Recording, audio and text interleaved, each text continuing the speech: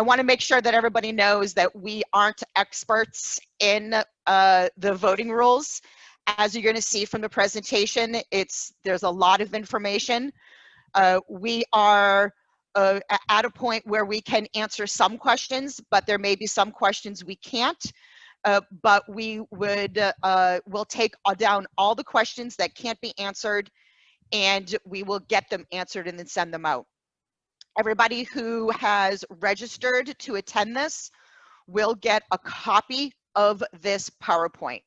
And the PowerPoint has a lot of links, so you do not need to take a lot of detailed notes.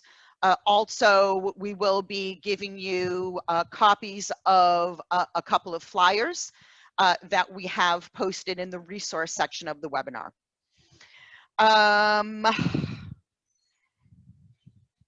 The thing that I learned the most when learning about voting is that this year it's more important than ever to try and get all of this done as early as possible. That is definitely a theme throughout. So whatever assistance that CARIE Ombudsman program can help, we are certainly happy to do so. And then also you'll see in the presentation that we do have access for Philadelphia to the city commissioner's office, and they are very accessible and very easy to get help from. So we have support to make it through. So without further ado, let's move on to the first slide. The first slide is just important dates. You're going to see this slide at the end of the presentation. You'll see that the deadline to register to vote is October 19th. The deadline to apply for a mail-in ballot, they have to be received by October 27th at 5 p.m. The deadline to mail in or hand deliver your ballot to get it into the election office is on Election Day. And the deadline to vote in person or drop off ballots in a drop-off box is November 3rd, Election Day. Everyone is encouraged to apply for a mail-in ballot as soon as possible. The voting process, as you'll see here, are basically you need to register to vote or check to see if you are registered to vote. You need to decide how to vote. And the options right now are either to vote in person at a polling place, or to apply for a mail-in ballot or an absentee ballot. And then after you make that decision about how to vote, you then submit your vote. So if you vote in person, you're going to go to your polling place to vote on Election Day. If you're choosing the mail-in ballot or the absentee ballot, you need to make sure that those ballots are received by 8 p.m. on Election Day. At the bottom of this screen is information to go to for general information about the election through the Committee of 70 who are nonpartisan. All right, next slide we have is how to register to vote. You only need to register to vote for these reasons, okay? You see them listed there. What I think is important for this group to know is that if you have a resident who's new to the facility and it will become their permanent address, then they should change their registration to the facility address. To check your voter registration status, you can click on that link. A lot of the information is connected to the address that's part of your registration, so you want to make sure you check to see what the status is of your registration. Okay, there are two ways to register to vote. You can vote online, or you can go to the link on this slide, print out a form, complete it, and mail it in. and the address is listed on that form. To register to vote is actually very easy to do and accessible online. You can use the last 4 digits of your social security number to register to vote online if you do not have a Pennsylvania driver's license or a PennDOT number. This is sometimes a barrier for nursing home residents. So to register to vote online, you just need the last 4 digits of your social security number. The deadline to register to vote is October 19th, 2020. And the suggestion is to register to vote as soon as possible to avoid delay. So if we have staff, facility staff who are listening in on this presentation, I would suggest the very first thing you do, and as soon as possible, is determine of residents who are able to vote who needs help in registering to vote. There are 3 ways to vote. You can choose to do a mail-in ballot. You can choose to do an absentee ballot or an emergency absentee ballot, or you can vote in person on the day of election. We're going to go through all of these options. What's important here is that you can only vote once and by only one way. And it's very important to make your decision early. Voting in person is the easiest, but right now, potentially the most difficult way. There's a link right there where you could go to find your polling place. The first link is for Pennsylvania. The second link is for Philadelphia. We are intending on receiving, this is for Philadelphia County, a list of nursing homes in Philadelphia County that will still be an official polling place for the November election.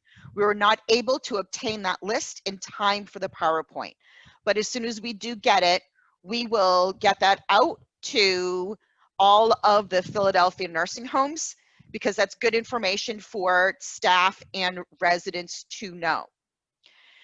If you choose to vote in person, you're going to go to your polling place on election day, November 3rd, to cast your ballot.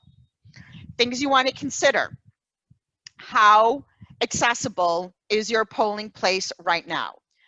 I would suggest that since we do not have the list of nursing homes that are going to be polling places, that facility staff should be discussing with their administrators to determine if the facility is going to be a polling place for the community, and what that means for residents.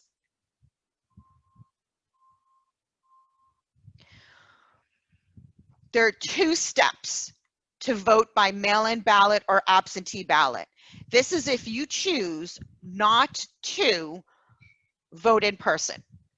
So if you want to do a mail-in ballot or an absentee ballot, there are 2 steps that you have to go through. One is that you need to apply for either the mail-in ballot or the absentee ballot. And then the second is to cast your vote by way of mail-in ballot or absentee ballot.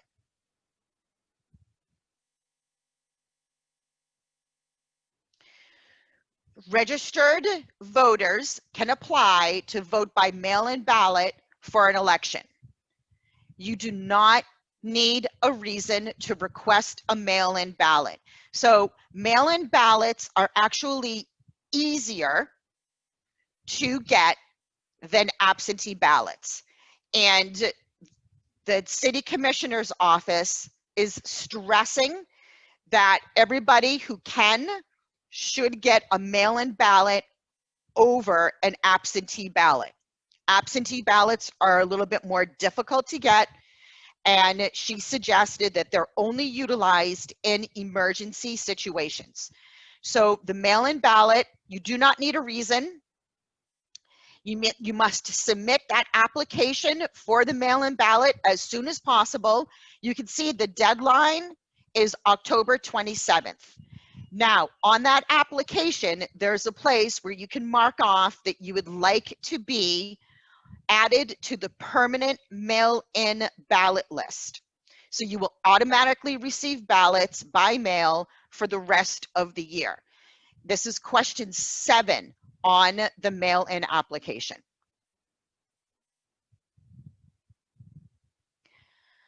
Applying for the mail-in ballot. You can do it either online or you can apply for the mail-in ballot by mail. So a possible barrier in applying for the mail-in ballot online is that right now in the state of Pennsylvania, you need to have a valid PA driver's license or a PennDOT ID number to apply online for the mail-in ballot. If you have a resident who wants to do the mail-in ballot option but does not have a driver's license or that PennDOT ID number, your best course of action is to apply for the mail-in ballot by mail. As you can see here, we included the link that has the form. You would click on the link, download the form, complete it, and then mail the form to the address on this slide. I checked with the city commissioner's office, and staff can drop off applications to the County Board of Elections without completing extra forms.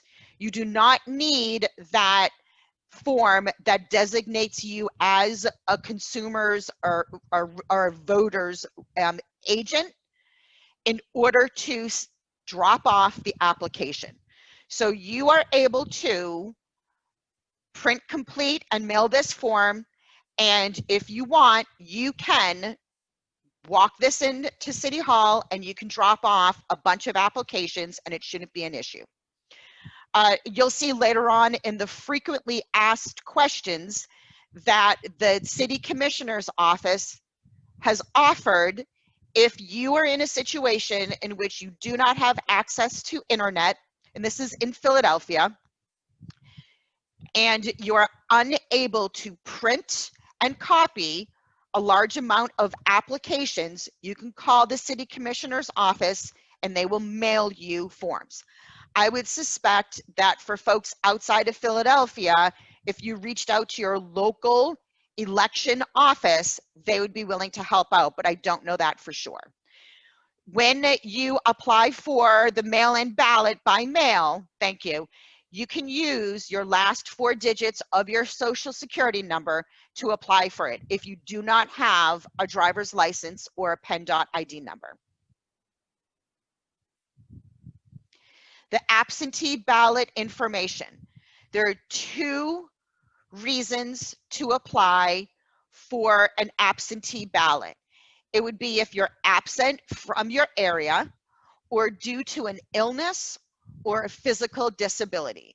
And if you check off the box saying that you require an absentee ballot due to illness or physical disability, they are going to be requiring additional information that you can see on this slide.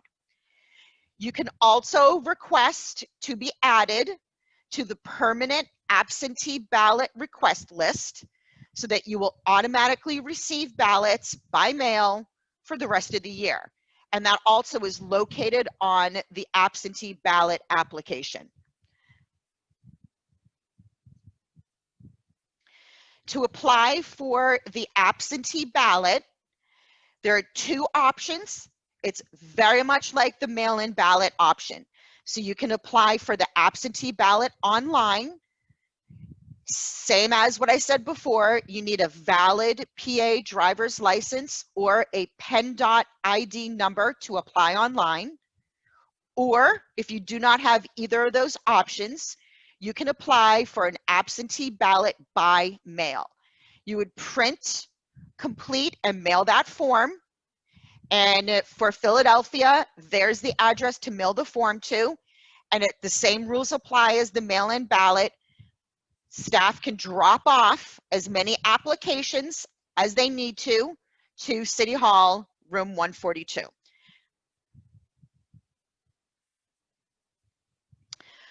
Okay, so a couple of items regarding identification, because as I was going through this, I was getting lost with all of the options that are available. To apply for a mail-in or absentee ballot, you need to have a current and valid PA driver's license or a PennDOT ID card number. If you do not have either, you may use your last 4 digits of your social security number to mail in your mail-in or absentee ballot form. If you do not have any of these options, you can provide a photocopy of one of the following IDs with your mail-in or absentee ballot application. The photo must show name, photo, and expiration date. And if you look, the last bullet point that I bolded says a photo ID issued by a PA care facility, including long-term care facilities, assisted living residences, and personal care homes. So this is when you apply for mail-in or absentee ballot applications.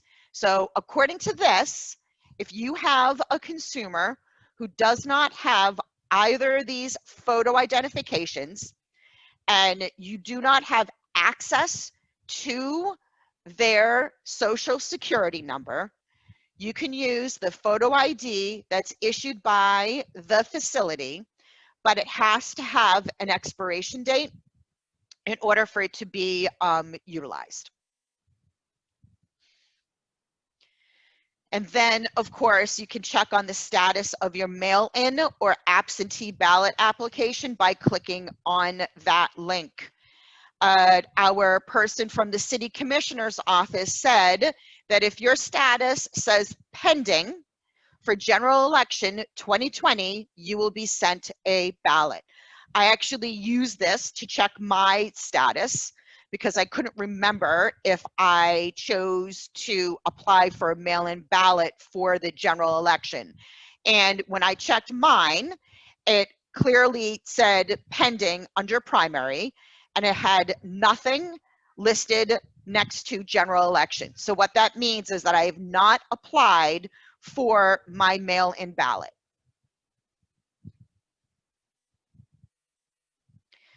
All right, so we're getting ready to move into the voting section of the presentation. Does anybody have any questions about registering to vote and applying for either a mail-in ballot or an absentee ballot? It looks like we don't have much in the chat.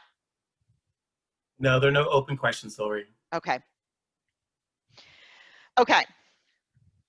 So voting by mail-in ballot or absentee ballot. So where does the ballot get mailed? There may be a lot of confusion regarding where the ballot would actually get mailed to.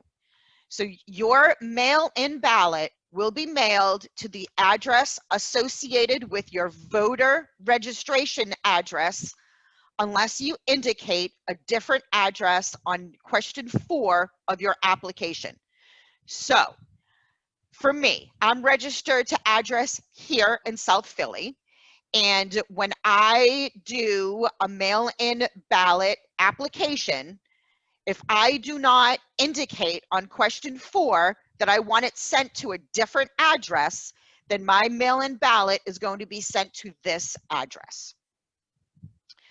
Your absentee ballot will be mailed to the address you designated when you applied for an absentee ballot. So the mail-in ballot gives you a little bit more flexibility in telling the system where you want that ballot to go.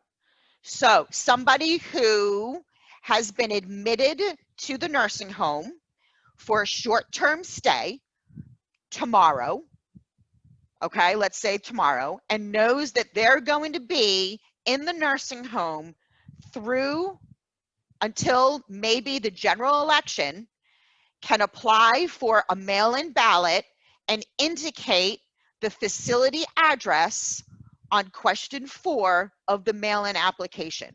What will happen is that as long as you're registered to vote, your mail-in ballot will get mailed to the nursing home to you. How you complete the ballot. So when we talked to our city commissioner person, she spent a lot of time stressing that it's very important to make sure that after you fill out the ballot, and she said that on the ballot, if you need assistance in filling out the form, you can get assistance, and there's a place on the ballot where that's indicated. Once you complete your ballot, if you place your ballot in the secrecy envelope that came with the mail-in ballot, and then you put the secrecy envelope in the official envelope. And on the back of the official envelope is a place where you sign a declaration stating that this is your vote. She said that a lot of people do not sign the back of the official envelope, that declaration part. If you do not sign the declaration, your vote will not be counted. Signing the back of the official form, the official envelope, is the same thing as voting in person and signing the book with your signature. It's stating that you are the person who cast this vote.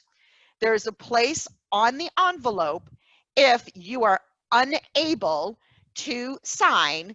There's a place where somebody else will sign stating that they signed for you. Thank you. All right, ways to drop off the mail-in ballot or absentee ballot. So you have to mail the ballot in the official envelope with the declaration signed in order for it to be counted. Postage is paid by Pennsylvania for the general election. Ballots must be received by November 3rd, 2020. Postmarks are not enough. What this means is that the ballot has to be in the election office on November 3rd, 2020 to be counted. If you can hand deliver your completed mail-in ballot or absentee ballot in the envelope with the declaration signed to your county election office. The first link is how to find your county election office in Pennsylvania, and the second link is in Philadelphia.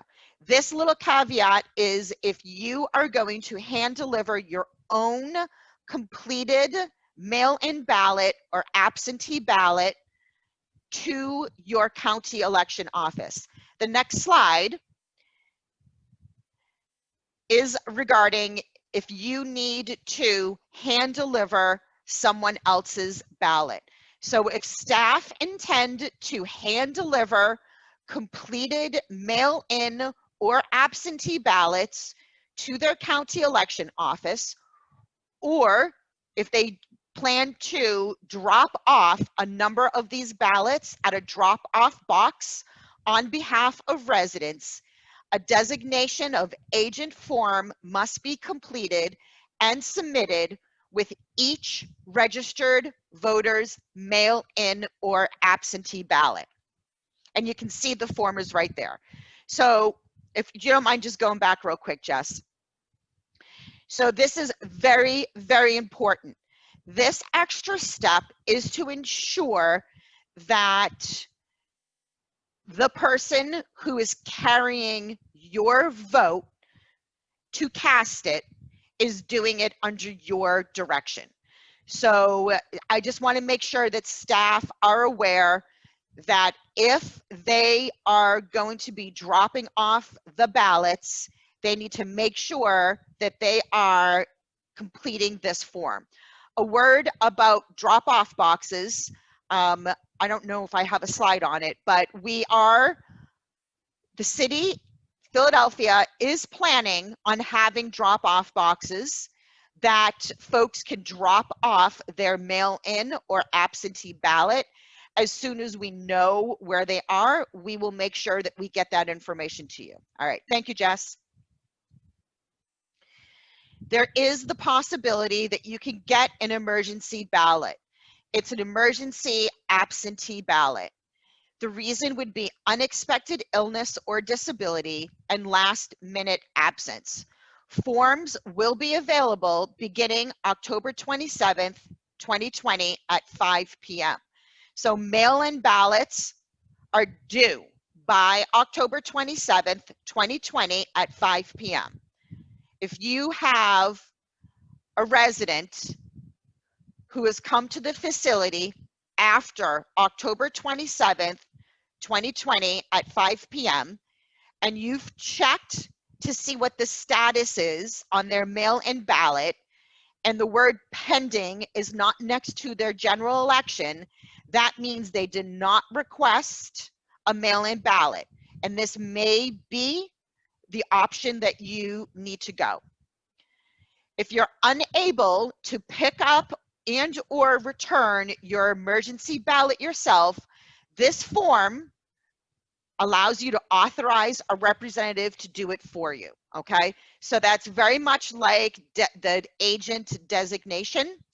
This form has to accompany the emergency ballot if you are unable to return the ballot yourself. And you can see on the bottom, absentee ballots should only be used for extreme circumstances. I did talk a little bit about this with the city commissioner's office, and she said that it's in the frequently asked questions.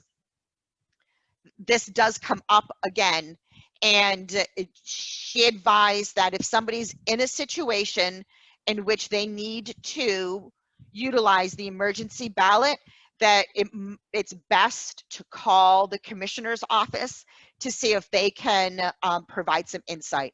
And that phone number is on this slide presentation. All right, thank you. Okay, so this is a resource that was created by the city commissioner. It's a vote by mail-in flyer. And what I like about this is that it's available in all of those languages.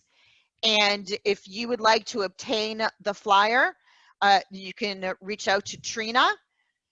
And the easiest way to do that, honestly, is by email, or you can call her, and they will get you as many flyers as you need.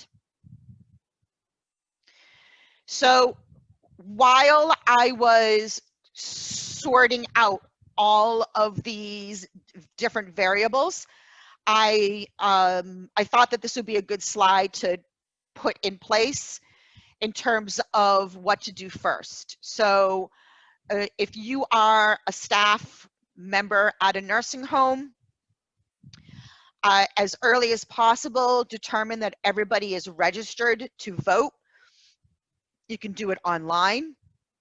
And if somebody is not registered to vote, it is easy enough to register them to vote online using the photo ID or the last 4 digits of their social security number. I would determine if the nursing home will be a polling place and discuss nursing home protocol with residents regarding any COVID outbreaks that may occur leading up to or on election day. I would also have a discussion with the administrator to see what their plan is if the nursing home is going to be a polling place on the day of election for the community. Choose mail-in ballot over absentee ballot. You do not need a reason to request a mail-in ballot. The application is not difficult, and it's very easy to do. You want to determine what polling places are close by and determine what kind of accessibility and safety there is. And as soon as we have a list of the polling places that are available, we will make sure that we get that out to you.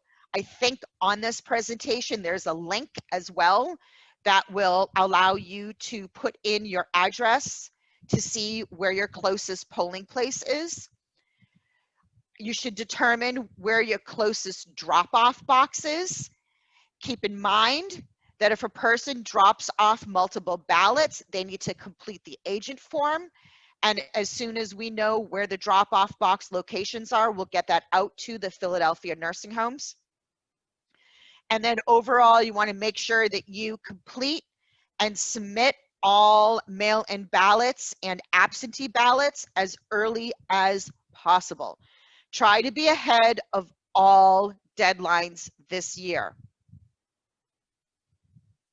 Before I go on to frequently asked questions, I see that we have a couple of questions. Michael and Jess, do you guys want to pop out so maybe we can answer them collectively?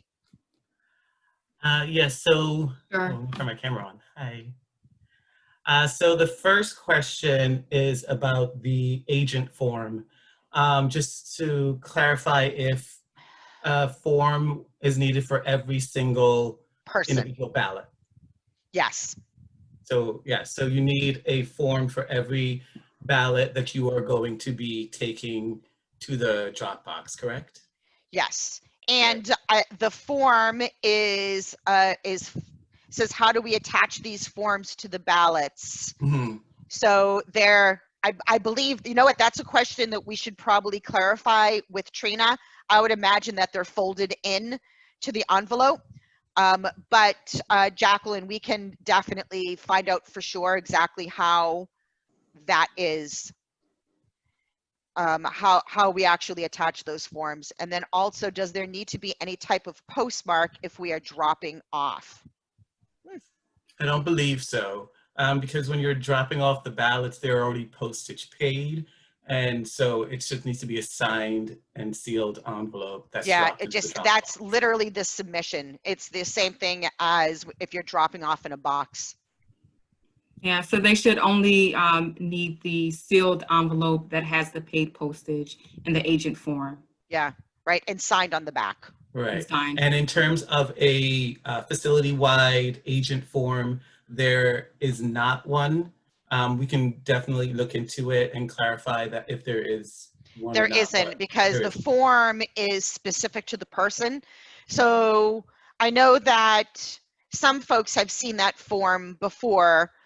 You definitely, if that's a route that you have to go as a staff person, I would suggest looking at that form earlier than later, because it's one of those, like, I state your name, designate this person to, you know, bring my vote into, you know, this office. And I believe you need to get signatures from the consumer, from the person that you're carrying the vote in, which is an added step. So you want to make sure that you're looking at that form. Out of all of the forms that I looked at, I didn't look at that one. So make sure you look at that earlier than later. There's also a question about the voter registration card.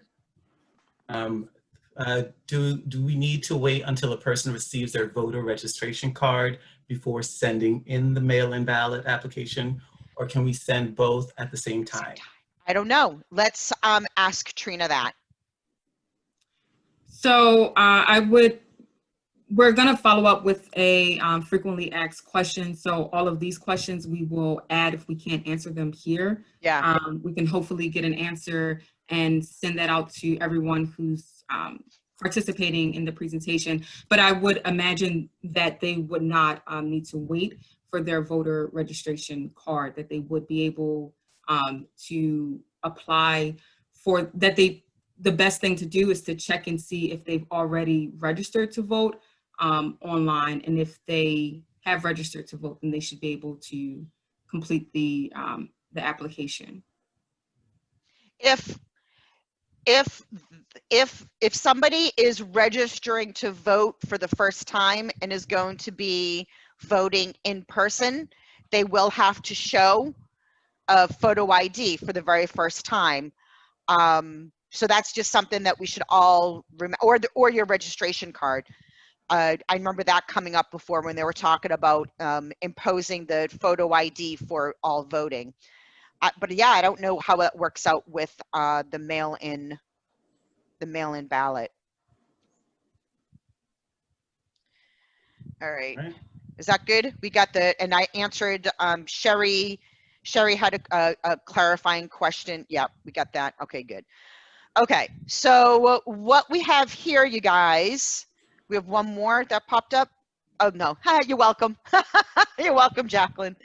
What we have here for the next little part is I tried to imagine the questions that would come up for situations in which staff are handling for nursing home residents.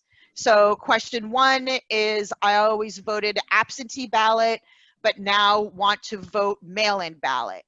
And the answer is you can choose to vote mail-in ballot no matter how you have voted in the past. So, you know, that's good to know, because the mail-in ballot option is definitely a lot easier than absentee ballot. Another question is, I requested and completed a mail-in ballot, but want to vote in person. And I would imagine this would come up or could come up. And the answer is that you can surrender your mail-in ballot with the declaration envelope at your polling location and vote on the machine. I think that the key part here is with the declaration envelope. That's the official outside envelope that was signed.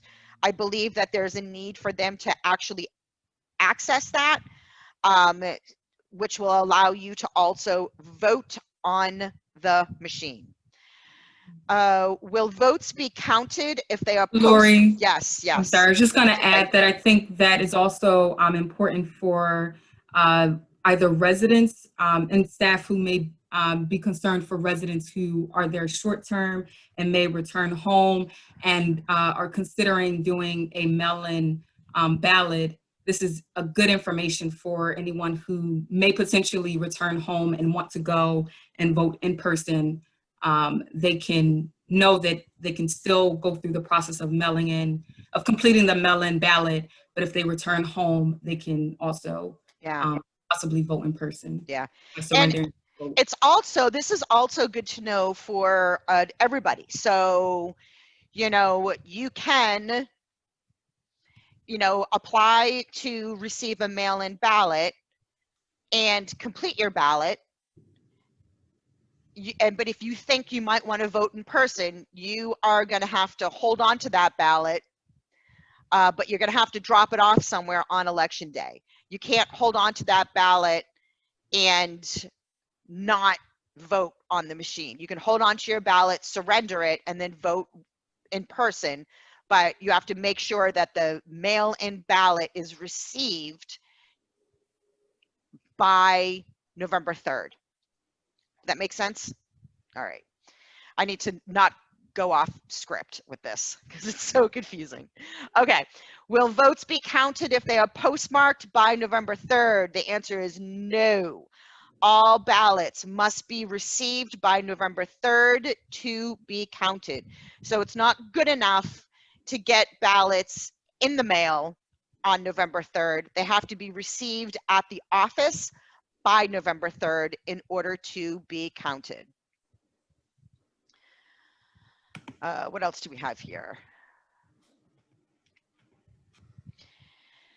Question. I applied to vote by mail-in ballot, unexpectedly ended up in a nursing home on election day, want to vote, but am unable to obtain my mail-in ballot.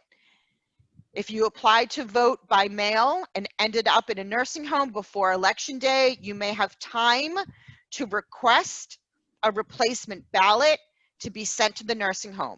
If not, you will need to request an emergency ballot. So I would suggest anybody who has a scenario like this to reach out to Trina's office and ask staff there about their specific situation. And if they're able to get you a replacement ballot quickly, they will. But if not, you'll have to request an emergency absentee ballot. Question, I don't have a driver's license, a PennDOT ID, and can't remember my social security number. And I actually I posed this question before finding that photo ID piece about facility IDs, but they suggest that you contact the city commissioner's office for help. And the same with how do I obtain forms if I'm unable to access the internet, print or pick them up. Contact the city commissioner's office for help.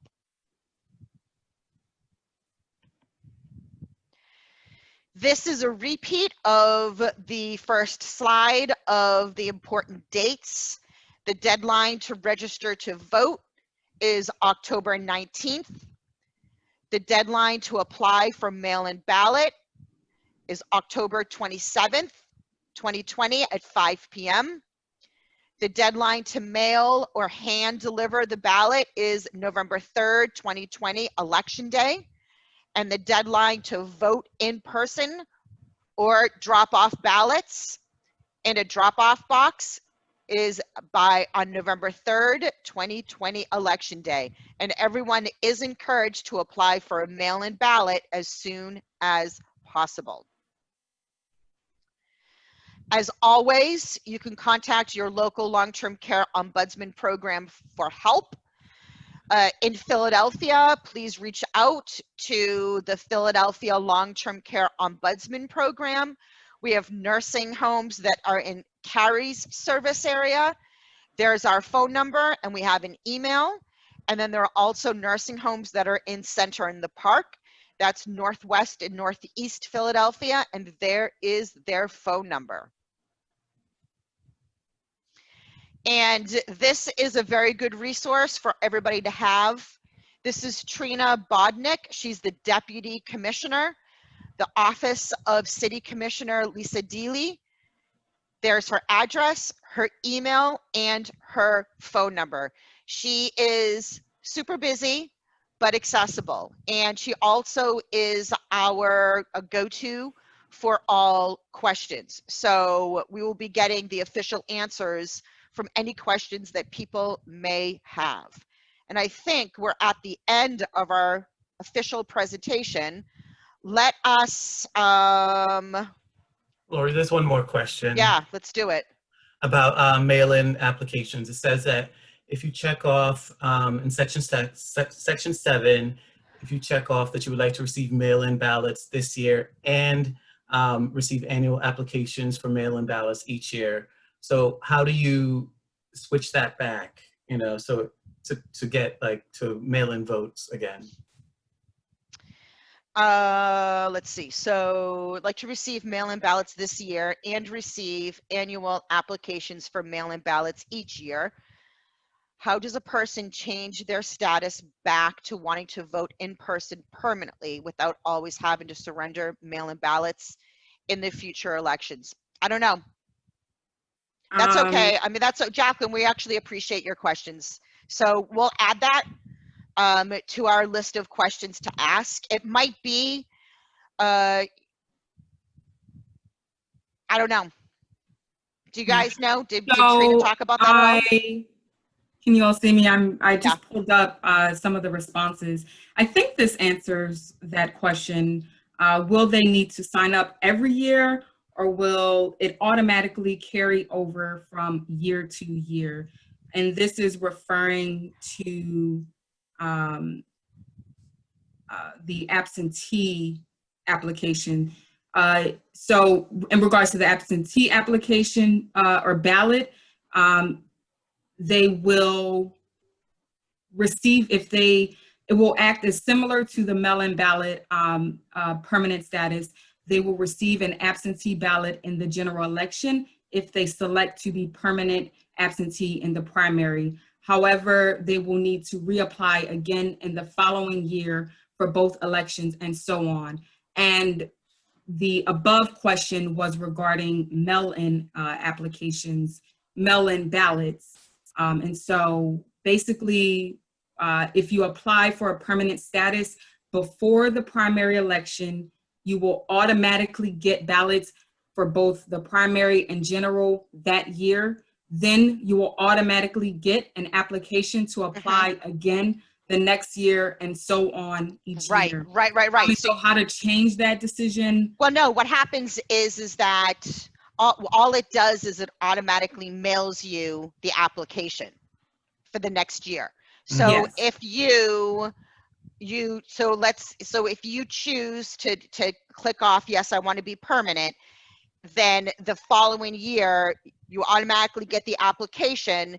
But if you choose not to do a mail-in ballot, you just don't complete the application. Yes. Right? That's that, because you need to apply to get a mail-in ballot.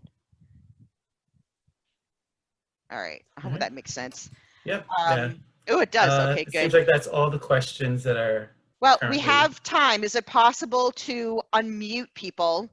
I don't know. Is this possible? Can we unmute people? And if people have any things that they want to bring up as topics to address?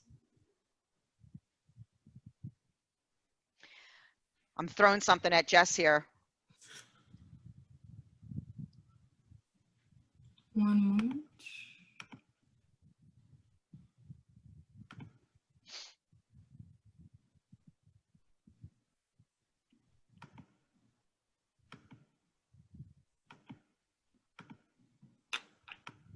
There you go. I'll check you out.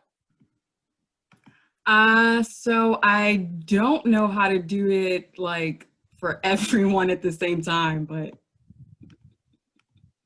so sorry if it's taking. Well, it looks like at this point, so that's good though. It looks like you're doing it one by one for everybody. So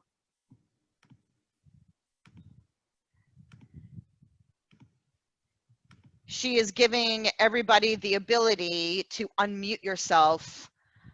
So right? So you will have to, if you have something that you would like to ask or add, you will have to accept the request that was sent to you to allow you to speak.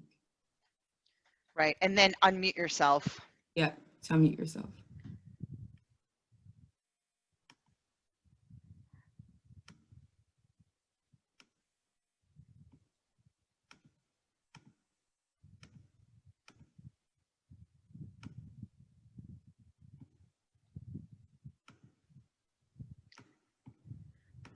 I think that's almost it. Yeah. That's everyone. All right. Yeah. Does anybody have any questions?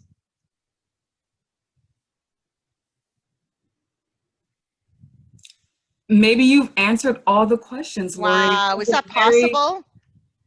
Filled with a lot of information, so. And I don't think that there's any way that we can see you, so. So Lori, I actually do have a question. Okay. Is there going to be a follow-up email with the slides? Yeah.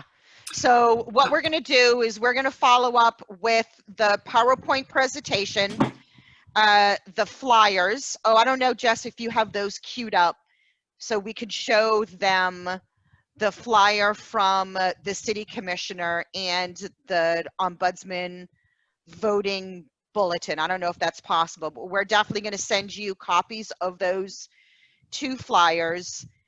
And then if you have any other questions that we need to get answered, we'll send you the answers to those questions. No, so I don't have the ombudsman bulletin in this PowerPoint. I think we do have the flyer, which we.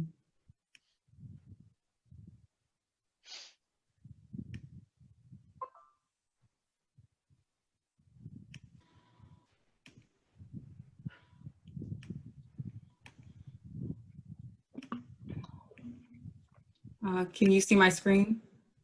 Yes. So this is the English version of the the flyer that's available through the city commissioner's office that you can also have translated. It's available in almost all languages. And it does look like it is specific to Philadelphia. However, if folks are not in Philly who are on this call want to have access to a flyer from their area, we can certainly ask Trina if she can get that to us. That's not a problem. We have another question, right?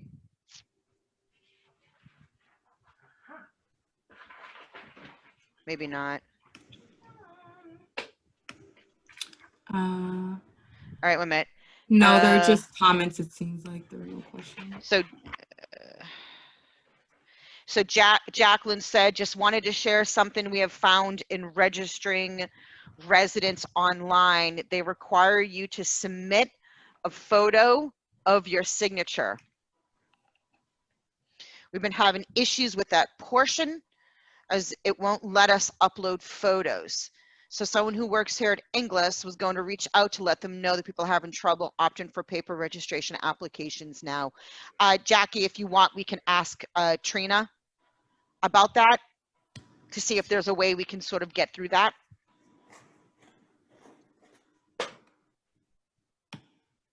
Yeah. And Lori, one more thing. On the follow-up email, do you think that we'll also have the polling places at that time, or will that be a separate email? I don't know. It really comes down to if Trina has the ability to do that. You know, so as soon as we get it, we can share it, but I have no idea. All right, well, I think that we're looking like we might be done. Providing posters for residents in facilities in Montgomery County. I don't know. We can ask Trina. Oh, you know what? What did it say in this slide? Pennsylvania. It's Pennsylvania for the ballot. So Pennsylvania is paying for postage. Posters. Oh, posters. Yes. The flyer. Yes, so similar to the one that Jess just shared. We can Are ask there ones Trina. for Montgomery County? We can ask Trina for Montgomery County. Sure, not a problem.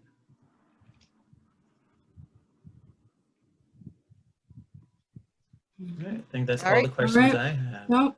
Okay. Yep. All right, folks. Thank you. I've read nothing but voting for the last 3 days, so you can feel free to reach out to me through that ombudsman@carie.org email if you have any questions. And anything that we can't answer, we will make sure that we get your answer. Okay. All right. All right. Thank you.